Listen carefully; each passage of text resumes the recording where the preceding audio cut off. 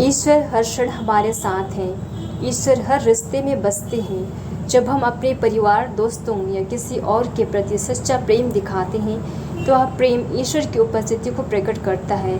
याद कीजिए, जब आपने किसी की मदद की हो, किसी का दर्द समझा हो या किसी के लिए दुआ मांगी हो, उस पल में ईश्वर के करीब होते हैं, क्योंकि ईश्वर प्रेम है और प्रेम ही उनकी पहचान है। इसलिए हर अच्छा काम, हर दयालुता की किरण में ईश्वर झलकते हैं। छोटी छोटी बातों में भी ईश्वर की उपस्थिति होती है। जीवन में हम अक्सर बड़ी बड़ी चीज़ों में ईश्वर की तलाश करते हैं, लेकिन अक्सर छोटी छोटी खुशियों में उनकी सच्ची उपस्थिति होती है। जैसे सुबह की ठंडी हवा, पक्षियों का गीत, बच्चों की मासूम मुस्कान या किसी अजनबी का आपका धन्यवाद। ये सब छोटी छोटी खुशियाँ हमें बतलाती हैं कि ईश्वर हमारे आसपास हैं और हमें हर पल आशीर्वाद देते रहे हैं। एक बूढ़े किसान और ईश्वर की परीक्षा। एक बार एक बूढ़े किसान ने अपने खेत में ज़बरदस्त तूफान देखा। उसने सोचा, अब मेरी सारी मेहनत बेकार हो जाएगी। वह गम में डूब गया, लेकिन उसने ईश्वर पर भरोसा बनाए रखा। अगले दिन जब वह खेत की ओर गया तो उसने देखा कि कुछ फसलें बच गई हैं। वह खुश हुआ और ईश्वर का धन्यवाद किया।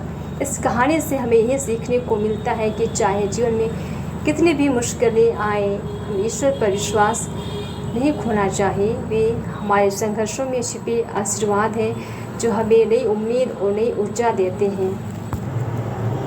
जब हम खुद को ईश्वर के हाथों में सौंप देते हैं तो हमारे मन से चिंता और भय दूर हो जाते हैं। जैसे एक बच्चा अपने माता पिता की गोद में पूरी तरह सुरक्षित महसूस करता है, वैसे ही हम भी ईश्वर की छत्र छाया में शांति मिलती है। यह अनुभव हमें जीवन की सबसे बड़ी ताकत देता है। ईश्वर की उपस्थिति हमें यह सिखलाती है कि हम कमज़ोर नहीं हैं। हर कठिनाई में एक मौका छिपा है। हर दुख के बाद सुख आता है। ईश्वर हमारे साथी हैं जो हमें गिरने नहीं देते, हमें उठाने के लिए हमेशा तैयार रहते हैं।